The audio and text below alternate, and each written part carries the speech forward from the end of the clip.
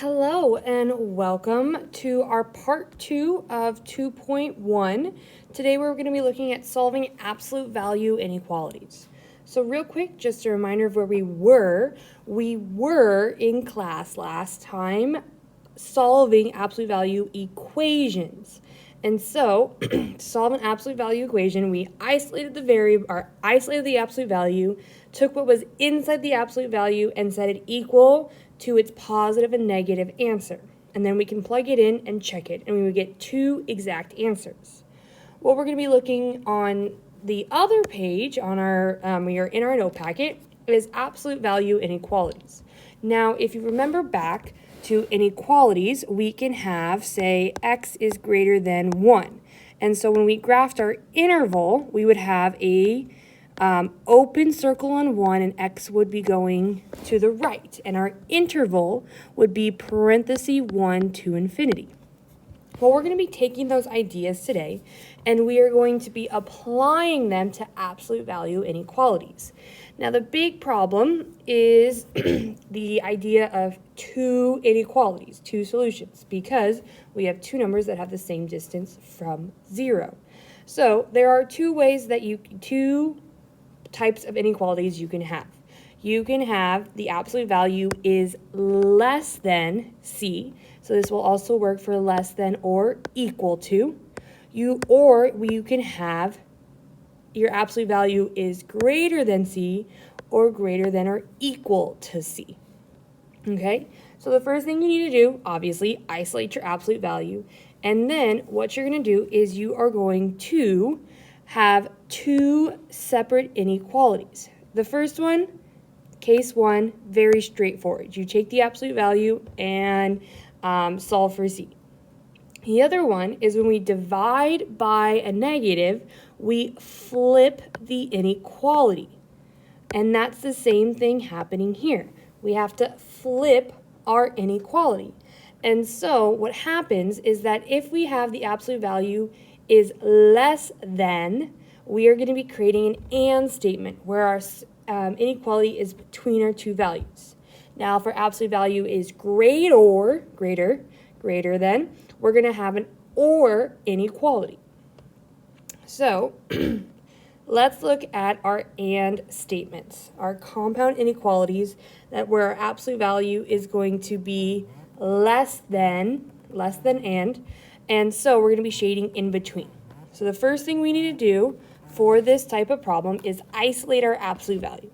So we are first going to add 5 to both sides. So our absolute value of 4x minus 8 is less than 16. Okay, so the first case, I'm going to put number 1, is to take that inside piece, 4x minus 8, and say it's the same thing, less than or equal to 16. Our case number 2 is where we take 4x minus 8 and we set it greater than or equal to negative 16. So what we're doing is, in a sense, is we're going to have negative 16 is less than or equal to x, which is less than or equal to 16. That's where the and statement is coming into play. Our inequality is smack dab in our absolute value is in between negative 16 and 16. And so we are going to solve for our inequality. So I'm going to add 8 to both sides to get 4x is less than or equal to negative 24, if I can do math correct, and then divide both sides by 4 to get x is less than or equal to 6. Now, going over to my other side, what's great about absolute value is you are doing these same exact steps. You are just working with different numbers. So we're going to get negative 8, dividing both sides by 4. We don't flip that inequality. Just like I did. We don't flip that inequality because we did not divide both sides by a negative. So this is our answer. Okay, now you can rewrite an and inequality so that way our numbers are from least to greatest. So if we flip this around and we say, okay, negative 2 is less than or equal to x, well, x is less than or equal to 6. it can help with our graphing and our interval notation. So here's -2 and here's 6.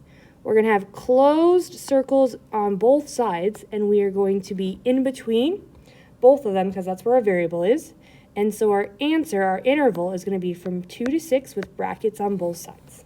And that is solving absolute value inequalities. Okay, let's go on the next one.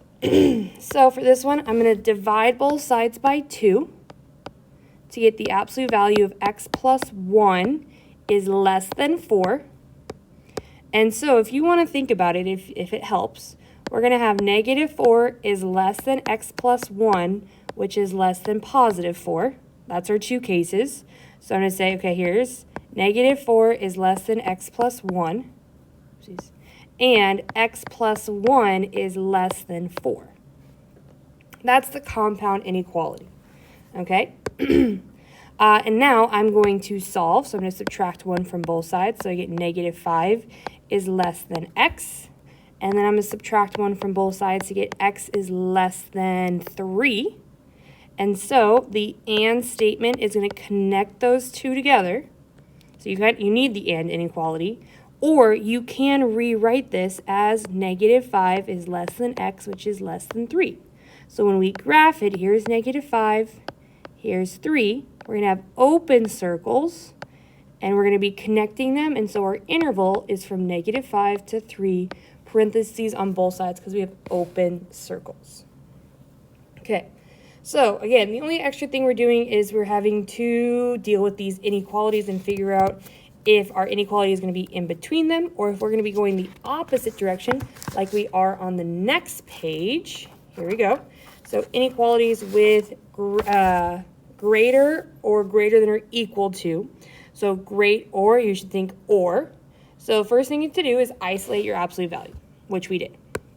So we're going to have 1/2 x plus 3 is greater than 6, or 1/2 x plus 3, flip it, is less than -6. And so when we start to solve, so hopefully we're feeling pretty good about this, we get 1/2 x is greater than 3. Multiplying by 2 over 1, I'm multiplying by that reciprocal, I get x is greater than 6 over 1, which is 6. Oopsies. And then if I go to my other side, I'm going to subtract 3 from both sides to get 1/2 x is less than -9.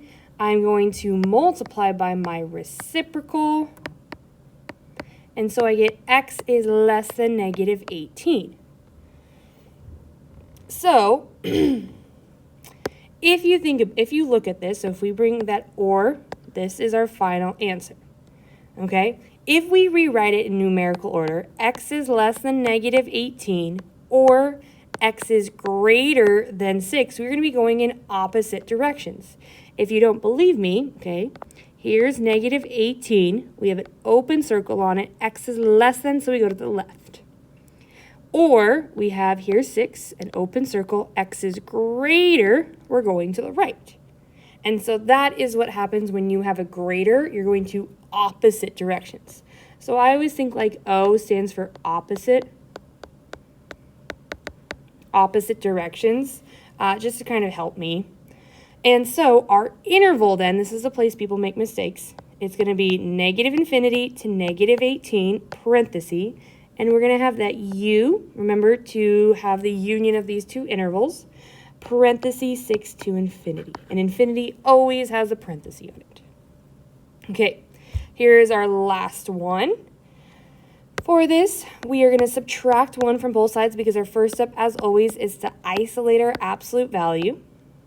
And so we get, 4. Now I'm going to separate it, so I'm going to end up with x minus 2 is greater than or equal to 4, and x minus 2 is less than or equal to -4, and that or needs to go together in the middle to connect my two inequalities. And now we're going to solve, so I'm going to add 2 to get x is greater than or equal to 6, or adding 2, x is less than or equal to -2.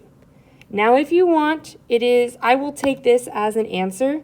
Technically, it's not fully right because it's not in numerical order, so from least to greatest. So you can rewrite it as x is less than or equal to -2, or x is greater than or equal to 6. And so when we graph it, here's -2. We're going to have a closed circle, and we're going to go to the left because x is less than. Here's 6. We're going to, again, have a closed circle. We're going to go to the right, and so our interval is -∞ to -2 union 6. Oopsies. What's going on? Here we go. I'm going to rewrite that. It's bugging me. Okay, here we go. Ooh! Oh no! I made a mistake. I caught it. Here we go. Bracket, because we have a closed circle. And so union bracket 6 to infinity. So there is our final interval. And that is solving linear absolute value inequalities.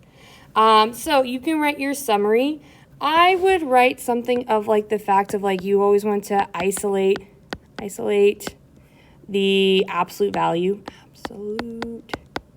value first, then separate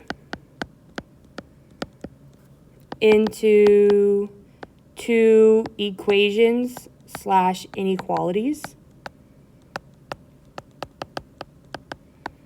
And then don't forget to multiply by -1. So what that means is that, so like up here, we had 4 and -4. So we took our answer and we multiplied that by -1. That's how we get those answers. And then 3 is to solve and graph. And then you can do a little asterisk. If you divide or multiply, you divide / multiply by a negative.